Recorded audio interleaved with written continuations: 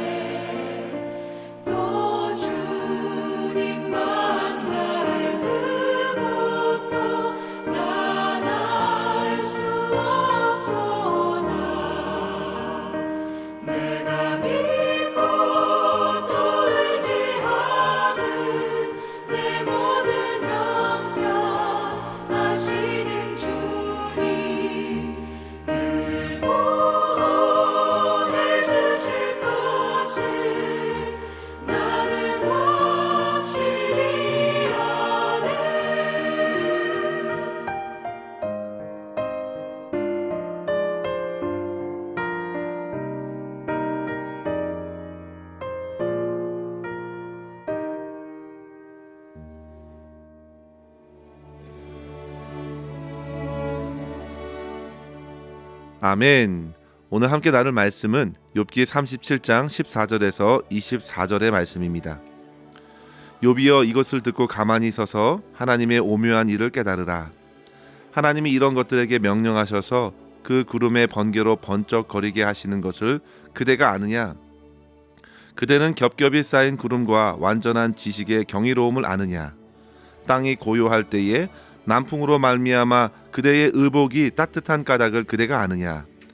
그대는 그를 도와 구름장들을 두들겨 넓게 만들어 녹여 부어 만든 거울같이 단단하게 할 수 있겠느냐? 우리가 그에게 할 말을 그대는 우리에게 가르치라. 우리는 아둔하여 아뢰지 못하겠노라. 내가 말하고 싶은 것을 어찌 그에게 고할 수 있으랴? 삼켜지기를 바랄 자가 어디 있으랴? 그런즉 바람이 불어 하늘이 말끔하게 되었을 때 그 밝은 빛을 아무도 볼 수 없느니라. 북쪽에서는 황금 같은 빛이 나오고 하나님께는 두려운 위험이 있느니라. 전능자를 우리가 찾을 수 없나니 그는 권능이 지극히 크사 정의나 무한한 공의를 굽히지 아니하심이니라. 그러므로 사람들은 그를 경외하고 그는 스스로 지혜롭다 하는 모든 자들을 무시하시느니라. 아멘. 오늘 말씀은 엘리후의 마지막 변론의 끝부분에 해당되는 내용입니다. 37장 앞부분에서 엘리후는 하나님께서 다스리시는 여러 가지 모습들을 묘사하였는데요. 하늘을 쩌렁하게 하는 번개 소리와 번쩍이는 번개불, 그리고 땅에 내리는 비와 눈, 그리고 폭풍우와 추위, 그리고 하늘을 떠다니는 구름을 떠올리게 하면서 하나님께서 자연과 기상을 어떻게 다스리시는지 보고 들으면서 본문의 14절에 이른 대로 욥이여 하나님의 오묘한 일을 깨닫으라 권하고 있습니다. 그러면서 엘리후는 네 가지의 질문을 이어서 던지고 있는데요. 너는 아는가? 이런 질문으로 연속적으로 묻습니다. 15절에 보시면 하나님께서 구름을 명하셔서 번개를 내는지 너는 아느냐? 16절에 보시면 구름이 겹겹이 쌓여있는 경이로움을 아느냐? 17절에는 남풍에 따뜻한 바람이 부는 까닭을 아느냐? 18절에는 하늘을 거울같이 단단하게 펼칠 수 있느냐? 성도 여러분, 여러분들께서는 이러한 엘리후의 질문에 어떻게 대답하실 수 있겠습니까? 그런데 성도 여러분, 이 질문들은 욥에게 어떤 정답을 답하라는 의미가 아닙니다. 우리가 도무지 모르는 방식으로 하나님께서 자연을 다스리시기 때문에 그 하나님의 통치를 생각하면서 자신을 돌아보라고 도전하는 것입니다. 오늘날 현대인들은 여러 가지 일들로 묻혀서 참으로 바쁜 시간들을 보내면서도 정작 하늘을 바라보면서 세상을 다스리시는 하나님을 생각할 수 있는 시간을 좀처럼 갖지를 못합니다. 가장 중요한 하나님과의 관계를 생각할 겨를이 없습니다. 그런데 성도 여러분, 우리들은 지난 말씀 캠페인을 통해서 이러한 시대적 흐름에 반하여 아주 중요한 영적인 훈련을 하였는데요. 모두 기억하고 계시죠? 자연에서 나타난 하나님을 묵상하는 훈련이었습니다. 이 훈련을 통해서 어떤 성도님들은 실제 대자연에서 쏟아지는 별들을 보면서 하나님을 찬양하기도 하셨고, 또 어떤 분들은 뒷뜰에 심어놓은 감나무의 열매를 보면서 새들을 먹이시는 하나님을 생각하기도 하셨습니다. 성도 여러분, 하나님께서 친히 천지 만물을 창조하시고 다스리십니다. 그 오묘하신 하나님을 한번 생각해 보십시오. 우리는 대자연 앞에 입을 쫙 벌려 경탄을 금할 수 없고 아주 작은 미세한 생물도 돌보시는 하나님의 섬세함에도 놀랍니다. 오늘 엘리후의 이 같은 질문은 잠시 후 하나님께서 욥에게 직접 나타나셔서 던지는 질문의 예고편이라 할 수도 있겠습니다. 성도 여러분, 세상에는 이같이 우리가 답하지 못하는 것들이 얼마나 많은지 모릅니다.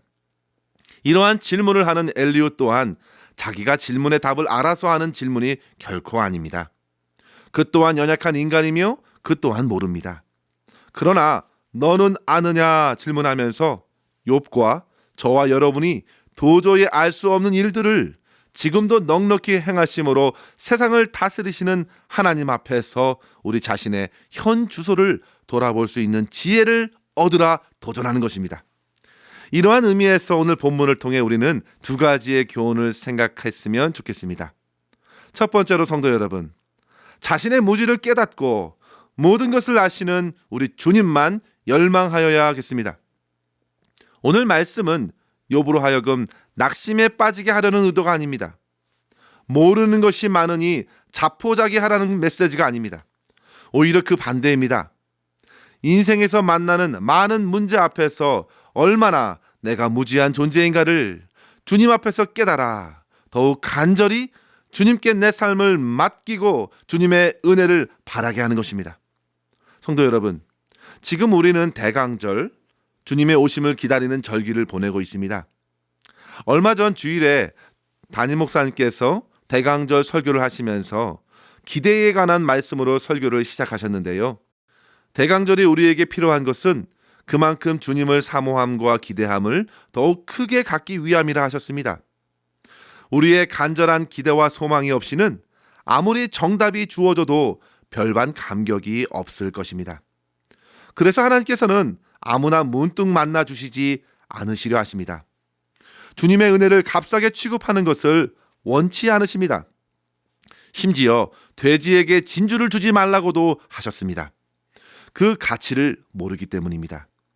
그래서 주로 하나님께서는 간절히 주님을 찾고 찾는 그 사람을 만나 주십니다. 잠언 8장에 보시면요, 지혜를 의인화해서 표현하였는데요, 잠언에서의 지혜는 바로 그리스도를 가리키죠. 그런데 8장 17절을 한번 보십시오. 나를 사랑하는 자들이 나의 사랑을 입으며 나를 간절히 찾는 자가 나를 만날 것이라 했습니다. 지혜를 구하고 주님을 찾는 자들에게 주님은 만나 주십니다. 선지서를 한번 읽어보십시오. 멸망의 기로로 치닫던 백성들에게 선지자들은 하나같이 하나님을 찾으라 외쳤습니다. 이사야서 55장 6절에 보시면 너희는 여호와를 만날 만할 때에 찾으라, 가까이 계실 때에 그를 부르라 했습니다. 55장 1절에서는 그들에게 목마른 자들과 같이 나오라고, 돈이 없어서 오직 은혜만을 구하는 자와 같이 간절히 찾는 자를 하나님께서 물리치지 않으신다고 초청하고 있는 것입니다. 사랑하는 성도 여러분, 예수님께서 이 땅에 오셔서 말씀하실 때에 주로 누가 은혜를 누렸습니까? 심령이 가난한 사람들이었습니다. 그들은 마치 마른 땅이 늦은 비를 흡수하는 것 같이 주시는 말씀을 기쁨으로 받았고 주님을 영접하였습니다. 팔복의 말씀을 보십시오. 심령이 가난한 자는 복이 있나니 천국이 저희 것임이라. 의에 줄이고 목마른 자가 복이 있나니 저희가 배부를 것임이라 했습니다. 이처럼 천국 백성들은 하나님에 대하여 간절한 열망이 있는 사람들입니다. 주님께서는 자기를 찾는 줄인 영혼들을 만족해 하십니다. 저는 주일학교 시절 성경 공부 시간에 선생님이 대답할 수 없는 질문들을 던지는 것을 좋아했습니다. 결국 그것을 너무 지나치게 장난삼아 하니까 선생님께 혼이 나기도 했는데요. 예수님께서 사역하셨을 때에 바리새인들, 서기관들, 율법사들이 그같이 삐뚤어진 마음으로 여러 질문들을 했습니다. 그런데 그럼에도 우리 주님께서는 어떠하셨습니까? 그들의 질문을 무시하지 않으시고 오히려 그들의 간악한 의도를 무너뜨리시는 통쾌한 대답들을 하셨습니다. 이것은 그런 못된 마음으로 질문한들 우리 주님께서는 심령과 시대를 꿰뚫는 진리의 말씀을 하시기 때문에 주님 앞에 모든 무지함을, 모든 완악함을 내려놓고 주님만 믿고 따라야 함을 도리어 가르쳐 주신 것이죠. 사랑하는 성도 여러분, 신앙생활하는 것이 이것입니다. 하나님의 임재 안에서 주님께 부단히 배우며 주님을 믿으며 의지하며 사는 삶이라 할 수 있습니다. 예수님의 제자들이 그렇게 주님과 동행하며 주님으로부터 천국의 복음을 듣고 배웠습니다. 세상에서 부자 되는 법, 투자의 성공 비결, 건강 비결을 배우는 것이 아니라 하나님의 뜻을 배우고 하나님을 아는 것입니다. 물론 당시 제자들에게도 높은 자리를 얻어보려는 마음으로 주님을 따랐던 한때가 있었습니다. 그러나 결국 십자가와 부활의 주님을 다시 만나 뵙고 성령 충만함으로 오직 주님을 구하고 주님을 전하는 삶으로 변화되었습니다. 오늘 본문에서 욥도 엘리후도 하나님께서 어떻게 하늘을 통치하시는지 모릅니다. 그러나 그 질문은 곧 하나님께 드릴 수 있기에 소망이 있습니다. 성도 여러분, 이 세상에 문제가 많다는 것은 그만큼 답이 있다는 반증입니다. 우리가 알 수 없다고 답이 없는 것이 아닙니다. 세상을 만드시고 다스리시는 분이 계시기 때문에 그분께 가까이 나아가야 하고 삶의 모든 문제를 물을 수 있어야겠습니다. 무엇보다도 성도 여러분, 먼저 나의 무지함을 인정하십시오. 나의 부정함, 나의 무력함을 먼저 인정하지 않고서 주 앞에 설 수 있는 사람은 없기 때문입니다. 바울은 믿음을 분명히 표현할 때 이렇게 설명했지요. 내가 그리스도와 함께 십자가에 못 박혔나니 그러즉 이제는 내가 사는 것이 아니요 내 안에 주님께서 사시는 삶이라 했습니다. 사랑하는 성도 여러분, 만유를 지으시고 오묘한 섭리로 다스리시는 하나님 앞에 겸손히 서서 주님의 손에 모든 것을 맡기시고 주님께서 이끄시기를 바라며 순종하며 살아가실 수 있기를 주의 이름으로 간절히 축원합니다. 둘째로 성도 여러분, 이 땅의 성도들은 주님을 경외함으로써 주님만 의지하며 살아가야 합니다. 엘리후는 23절에서 전능자를 우리가 찾을 수 없다 하였습니다. 마치 맑게 갠 하늘을 내리쬐는 빛을 맨 눈으로 볼 수 없는 것처럼 그렇게 하나님을 찾으려 해도 찾을 수 없습니다. 하나님께서는 지극히 거룩하심으로 숨어 계십니다. 구약의 사상에서 죄인이 하나님을 보는 것은 곧 죽는 것과 같았습니다. 그래서 어찌 보면 하나님께서 숨어 계심은 준비되지 않은 우리를 보호하심입니다. 하나님을 찾을 수 없고 하나님을 볼 수 없는 인생들, 그들은 어떻게 주님 앞에 서야 하는지 엘리후는 한마디로 하나님을 경외하는 자로 서야 한다고 알려주고 있는 것입니다. 24절의 말씀을 함께 읽어볼까요? 그러므로 사람들은 그를 경외하고 그는 스스로 지혜롭다 하는 모든 자를 무시하시느니라. 아멘. 성도 여러분, 하나님을 경외하십니까? 경외는 일반적으로 두려움이라 생각하는데요, 여기서 경외는 막연한 두려움이 아닙니다. 그 대상이 분명 하나님이시고 우리가 하나님을 알 때에 비로소 우리에게 경외심이 주어집니다. 그래서 이사야서 33장 6절에서 여호와를 경외함이 내 보배니라 했습니다. 우리가 하나님을 경외하는 마음은 아무에게나 주어지지 않습니다. 그 마음은 성령의 충만한 은혜로 주어집니다. 히브리서 12장 28절에 보시면 그러므로 우리가 진동치 못할 나라를 받았은즉 은혜를 받자. 이로 말미암아 경건함과 두려움으로 하나님을 기쁘게 섬길지니 했습니다. 주를 향하여 이러한 경건한 두려움을 가진 성도들은 보배를 얻은 것이고 하나님을 하나님으로 참되게 믿는 성도가 됩니다. 철로 역정의 저자로 알려진 존 버년이 경외함의 진수라는 책에서 하나님을 경외함은 옛 마음의 그릇에는 결코 담을 수 없고 성령께서 허락하신 새 마음, 부드러운 마음에서 담겨진다 했습니다. 존 버년은 경외감은 어디서 나오는가라는 질문에 무엇보다 하나님의 말씀에 대한 깊은 감격에서 나온다 했는데요, 하나님의 말씀을 흡수하는 만큼 경외하게 된다 했습니다.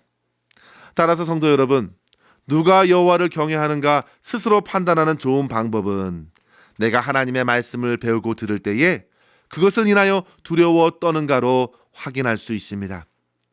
주의 말씀으로 깊은 감명을 얻고 그 감명이 믿음을 잉태하고 그 믿음에서 하나님을 경외하는 마음을 갖게 됩니다. 사랑하는 성도 여러분, 우리는 주 앞에서 절박한 자입니다. 무지한 자입니다. 철저히 주님의 은혜가 없이는 살 수가 없습니다. 그래서 더욱 주님의 십자가를 붙드는 것입니다. 도저히 소망 없는 자에게 천국의 소망을 주신 주님께 삶의 모든 문제를 맡기며 날마다 주시는 말씀을 통해 더욱 주를 경외함으로 죄를 범치 말고 악에서 떠나 주님과 동행하는 삶을 살아가도록 이끌어주시는 성령 하나님의 풍성한 은혜를 구하며 그 은혜를 누리며 오늘도 승리하실 수 있기를 주의 이름으로 간절히 축원합니다. 기도하겠습니다. 아버지 하나님, 감사합니다. 오늘도 진리의 말씀으로 우리를 깨우셔서 무지하고 완악한 우리 자신을 붙들지 말게 하시고 오직 온 세상을 선한 능력으로 다스리시는 하나님만을 바라보며 모든 것 주님께 의탁하게 하시니 감사합니다. 주님, 저희들은 한없이 무지하오니 오직 주님만을 경외하며 찬양하기를 간절히 소망합니다. 그렇게 살아갈 수 있도록 성령 하나님 우리의 마음을 새롭게 하여 주시고 날마다 주시는 생명의 말씀으로 주님을 더욱 깨닫고 주님을 더욱 배우며 닮아갈 수 있도록 우리를 새롭게 하여 주시옵소서. 주님, 세월이 가면 갈수록 주님과 더욱 깊은 관계 안에 거하게 하셔서 내 안에 살아 역사하시는 우리 주 예수 그리스도만을 의지하게 하여 주시옵소서. 오늘도 겸손히 우리 주님과 동행하는 삶을 살아가기를 간절히 소망하옵고 우리 구주 예수님의 이름으로 기도하옵나이다. 아멘. 사랑하는 성도 여러분, 오늘도 주 안에서 승리하시기를 바랍니다. 감사합니다.